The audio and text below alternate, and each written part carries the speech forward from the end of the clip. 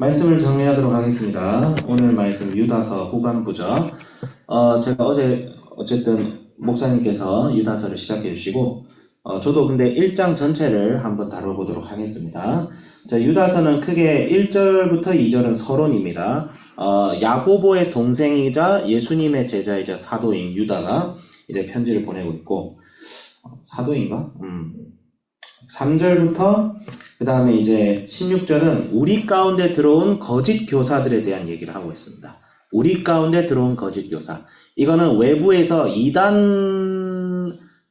외부에서 교회를 적대하는 사람들이 아니라 교회 안에서 있는 자들이에요. 네. 이거를 좀 명심해야 됩니다. 지금 유다가 지금 강조하고 있는 자들은 교회 안에서 표면적으로는 목사와 교사라는 직분을 가지고 있는 자들에 대해서 얘기하고 있어요. 교회 안에서 목사님, 장로님, 권사님 혹은 성경 말씀으로 어떤 리더급에 있는 사람들에 대해서 유다가 지금 경고하고 있는 말씀입니다.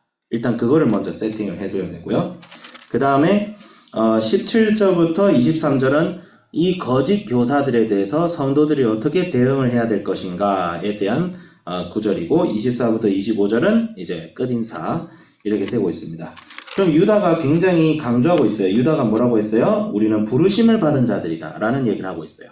그러니까 성도들은 부르심을 받은 자들이에요. 그거는 뭐냐면 하나님께서 우리를 부르셔서 우리를 하여금 예수님을 영접하고 믿게 하시고 예수님을 따르도록 하신다. 이게 개혁주의에서는 예정론이다. 하나님께서 모든 것을 예정하셨다. 하나님께서 인간은 다 타락했는데 그들 중에 타락해서 도무지 예수님을 믿을 수 없는 사람들 중에 몇 사람에게 믿음을 주셔서 구원하도록 하셨다. 하나님의 일방적인 사랑이다. 그런 예정론이 있어요. 예정론이 있는데 여기에 대해서 찬반이 강해요. 그럼 하나님께서는 누구는 미리 구원 안 하시기로 했으면 우리 하나님 너무 매정하네. 개혁주의는 여기에 답을 안 해요. 네. 하나님이 그렇다고 나쁜 사람은 아니잖아. 우리 어차피 다 지옥 가야 됐는데 몇 사람이라도 살린 것도 감사한 거 아니냐. 이게 개혁주의가 말하는 예정론이긴 합니다. 근데 이제 예정론적인 게 있긴 하지만 그럼에도 불구하고 하나님께서는 모든 사람에게 믿음을 주시려고 하시는 분이에요. 우린 그걸 믿어야 돼요. 믿어야 되는데 누군가는 믿고 누군가는 믿지 않는 이 안타까운 현실이 있는 것이죠. 근데 어쨌든 중요한 건 예수님 믿으면 다 구원받습니다. 우린 그것만 생각하면 돼요. 예수님 믿으면 구원받는 거예요. 예정에 대해서 혹시 예정이 너무 복잡하게 느껴지면 안 믿으셔도 돼요. 제가 이런 말하면 좀 이상한데 예정이 너무 복잡하면 다 치아삐고 그냥 난 믿고 구원 받을란다. 그러니까 믿으면 돼요. 믿으면 예정된 거예요. 우리 입장에서 보면. 네, 그러니까 믿으면 구원 받는 거예요. 네, 그렇게 생각하시면 됩니다. 근데 왜 유다가 너희들은 부름받았다 이 얘기를 왜 했을까요? 교회 가운데 부름받지 못한 자들이 있었다는 것을 얘기하는 거죠. 3절에 사랑하는 자들, 우리가 일반으로 받은 구원, 이 구원은 일반이라는 것은 모든 사람들에게 임하는 하나님의 말씀이라는 거죠.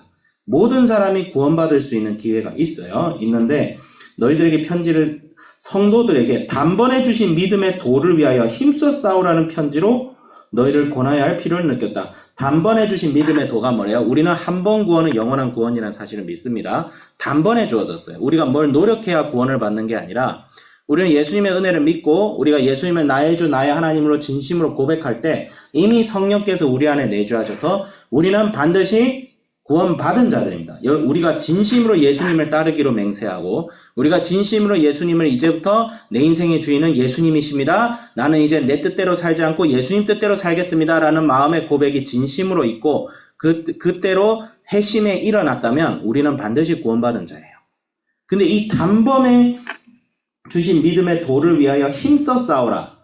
좀 이상하죠? 단번에 주신 믿음의 도. 이거는 뭐냐면 믿는 자는 반드시 말씀대로 살도록 노력하게 돼 있어요.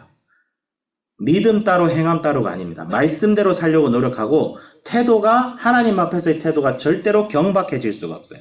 하나님의 위엄과 영광을 삶으로 누리는 자가 되기 때문에 절대 말씀으로 믿음으로 구원받은 자는 하나님의 말씀에 벗어나게 사는 것을 아무렇지 않게 여길 수 없습니다. 양심이 자극하고요. 성령이 자극하고요. 우리를 통치하시는 하나님께서 우리의 삶에 처친히 개입하셔서 우리를 하여금 그런 길로 가지 않도록 하는데 이상한 자들이 있어요. 가만히 들어온 사람 몇이 있다. 4절.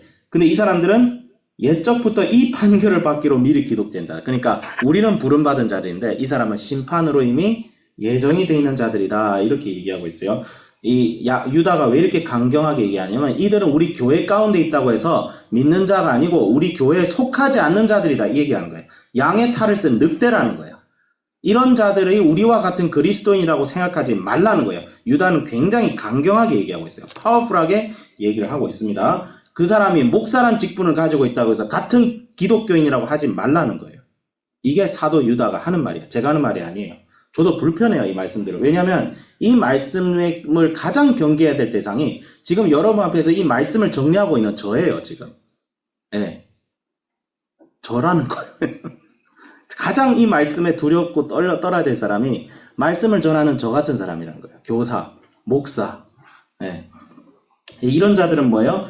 4절에 우리 하나님의 은혜를 도리어 방탕한 것으로 바꾸고, 이거는 뭐예요? 구원받았으니 이제 아무렇게나 살아도 된다. 그냥 이거예요. 값싼 은혜. 반율법주의. 반율법주의가 뭐냐면, 우리는 믿음의 삶에서 두 가지 극단을 조심해야 됩니다. 첫 번째는 율법주의적인 거. 예수님을 믿었지만 내가 열심히 해야 하나님께서 나에게 구원을 주신다. 라는 듯한 태도예요. 나의 행함과 나의 선행으로 말미암아 구원이 결정된다고 생각하시는 분들이 있어요. 로마 카톨릭도 그런 점이 있고 우리 가운데도 그런 사람들이 있어요. 이건 양심이 어린 거예요. 근데 그건 잘못됐어요. 하나님의 구원은 오직 믿음으로 받습니다. 근데 반대편에는 뭐예요? 반율법주의가 있어요. 이거는 뭐예요? 믿었으니까 아무렇게나 살아도 된다. 그게 마치 큰 문제가 아닌 것처럼 얘기하는 사람들이 있어요. 근데 성경은 명확하게 얘기합니다. 행함이 없는 믿음은 죽은 믿음이다. 귀신들도 믿고 떠드는도다. 그거는 뭐예요? 내가 예수님을 믿는다고 하면서 예수님을 경배하지도 않고 예수님의 말씀에 순종하지도 않고 이웃에 대해서 사랑하지도 않고 오히려 등쳐먹을 생각만 하는 자들은 나는 예수님 안 믿는 사람이라고 온몸으로 증거하고 다니는 거예요. 행함이 믿음에 대한 증거가 되듯이 불순종은 불신앙에 대한 증거가 됩니다. 이것이 최소한 예수님과 예수님을 따르는 사도들과 초대교회가 증거하던 바였어요. 네. 이게 초대교회 사람들이 생각하던 믿음이었어요. 그런데 유다가 이래 보니까 안 그런 자들이 있다는 거예요. 네. 안 그런 자들이 있다. 예수 그리스도를 부인한다. 이 말은 뭐예요? 방탕한 것으로 바꾸고 예수 그리스도를 부인한다. 이건 입으로는 주여 주여 합니다. 예수님 뭐라고 했어요? 나더러 주여 주여 하는 자마다 천국에 들어가는 것이 아니요 아버지의 뜻대로 행하는 자라야 들어간다. 이거는 뭐예요? 믿음이 없는 자라는 거예요. 믿음이 없는데 교회에 가만히 들어와서 직분을 차지하고 있는 자들이다. 이런 뜻이죠. 6절에 자기 지위를 그래서 이런 사람들을 뭐와 비교했어요? 바로 반역한 천사들과 비유합니다. 자기의 처소를 떠난 천사들이라고 하죠. 네. 그 다음에 또 유다가 이런 자들의 예를 어디로 들어요? 구약의 백성들, 구약 백성들 중에 하나님을 떠나고 불순종해서 멸망당한 자들이라고 합니다. 구약에서도 이스라엘 백성이라고 다 구원받지 않았어요. 다 할례 받았고 다 제사를 지냈지만 하나님을 믿지 않아서 멸망당한 이스라엘 백성들이 구약 시대에도 분명히 있었어요. 그 말은 뭐예요? 모든 사람이 예수님을 나의 주 나의 하나님을 고백하지만 그들 중에 양의 탈을 쓴 늑대가 있다는 거죠. 근데 이런 사람들이 위에 많은 사람들을 지배하는 자리에 있을 가능성도 있었다는 거죠. 소돔과 고모라로 비유되고 그냥 8절에 보면 그러한데 꿈꾸는 이 사람들도 그와 같이 육체를 더럽히며 권위를 없이 여기며 영광을 비방하며 꿈꾸는 자. 무슨 말일까요? 이 당시 거짓 교사들 특징이 뭐냐면 선지자와 사도들, 그러니까 구약의 말씀과 예수님의 사도들이 기록한 말씀대로 가르치는 게 아니라 자기가 꿈꿨대요. 나 꿈 꿨어. 막 이렇게. 무슨 꿈을 꿨을까? 뭐 귀신 꿈을 꿨을까? 그렇게. 아니죠. 예, 꿈꾼 거 아니에요. 꿈을 꿔가지고 내가 꿈에서, 우리 하나님 이렇게 말했다. 내 말을 따라라. 이상한 논리를, 그러니까 성경이 아닌 것을 가지고 권한을 행사하고 권세를 행사하고 사람들을 가르쳐서 현혹시켜서 자기를 따르도록 하는 것이 거짓 교사들의 특징입니다. 굉장히 잘못됐죠. 목회자나 교사들은 말씀을 벗어난 것을 가르칠 자격 자체가 없습니다. 그럴 자격이 없어요. 강대산에 올라가는 순간은 말씀이 나의 틀이고 나의 구속입니다. 이 강대상에 올라선 이상 말씀이 아닌 것을 가르치는 자는 거짓 교사입니다. 이거는 누굴 정죄하는 게 아니라 저를 향한 말이에요. 내가 이 강대상에 올라선 순간 말씀이 아닌 것을 가르치면 나에게 저주가 있으리라. 저는 항상 이런 구절이 제 마음에 꽂히고 제 마음에 새겨집니다. 그래서 참 조심해야 된다. 그래서 조금 시간이 길어지는데 바로 결론을 가면 17절에 우리는 이런 거짓 교사들이 있는 공동체를 발견하고 혹은 그런 사람이 있을 때 우리는 어떻게 대응해야 되는가? 첫 번째는 우리 주 예수 그리스도와 사도들이 미리 한 말을 기억하라. 뭐예요? 말씀을 기억하라. 누가 뭘 말했다고 해서 이 사람이 목사다, 이 사람이 신학적으로 뛰어난 사람이다, 거기에 기대지 말고 말씀으로 분별해야 됩니다. 말씀으로. 우리가 분별해야 될 것은 말씀이지 어떤 사람이 이런 영적인 체험을 했더라, 이런 경험을 했더라, 그것으로 그 사람의 말이 옳고 그름을 부인해서는 안 됩니다. 말씀이에요. 말씀. 하나님의 말씀이에요. 다만 하나님의 말씀을 해석하는 방식과 그 말씀을 받고 받은 은혜가 다를 수는 있어요. 그렇지만 말씀을 올바르게 해석하려는 사람들은 반드시 하나님에 대한 경건한 삶이 있어요. 그리고 하나님을 사랑합니다. 그리고 하나님께서 우리를 사랑하신 같이 서로 사랑하려고 해요. 다른 사람 함부로 정죄하고 욕하고 사탄이라고 하고 그런 자들에게서 만약에 이 유다서에서 말한 모습이 보이고 도무지 예수님을 믿는다고 하지만 믿는 모습이 보이지 않으면 어떡하라는 거예요? 떠나라는 거예요. 떠날 뿐만이 아니라 거기에 매여 있는 사람들을 같이 끌어내서 구원하라는 거예요. 너희 친척 중에 거기에 빠진 사람이 있으면 구원하라는 거예요. 왜? 같이 지옥에 빠질 수도 있으니까 구원하라는 거예요.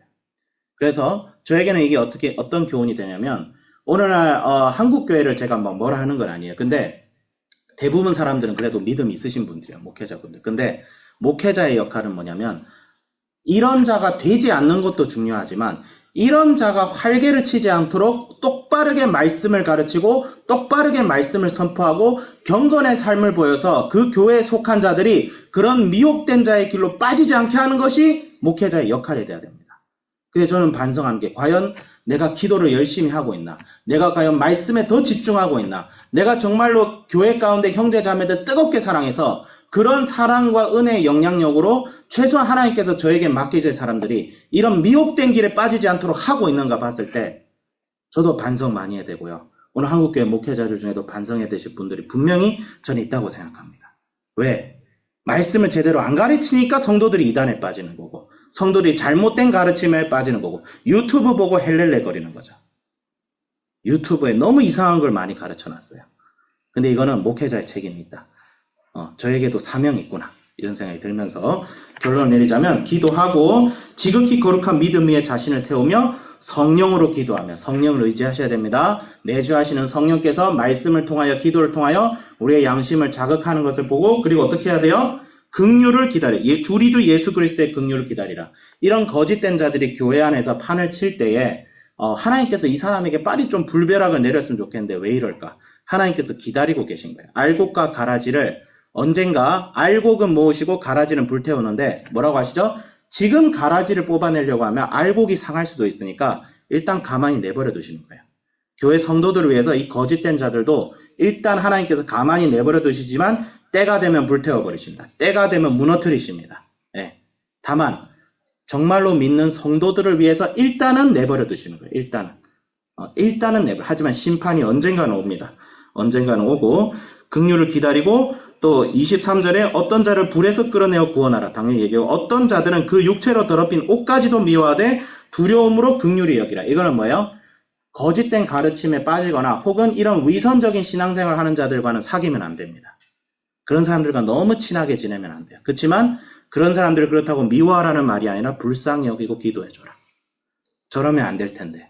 제가 빨리 회개해야 될 텐데. 마음속에 애통하는 마음으로 기도해라. 그런 뜻이죠. 그래서 우리가 정말 이 땅 가운데서 빛과 소금이 돼야겠다. 저부터 돼야겠다. 이렇게 적용을 하겠습니다. 기도하겠습니다. 하나님 아버지 주여 감사합니다. 이 말씀을 우리들의 먼저 경계로 삼고 정말 하나님 아버지 주여 양의 탈을 쓴 늑대들 때문에 교회가 힘들어하고 있습니다. 그러나 더 중요한 것은 그런 늑대들로부터 양을 지키지 못하는 무력함과 무능력함과 영적인 게으름이 아닌가 그런 생각도 듭니다. 말씀으로 무장되게 하여 주시고 성령을 구하게 하여 주시고 피와 땀 흘려 기도하며 아버지 믿음의 형제 자매들을 위해서 애통하며 마음을 찢고 눈물 흘리며 기도할 수 있는 그런 저희들 되게 하여 주시옵소서. 살아있고 깨어있는 교회가 되게 하여 주시옵소서. 감사드리며 우리 주 예수 그리스도의 이름으로 기도드립니다. 아멘.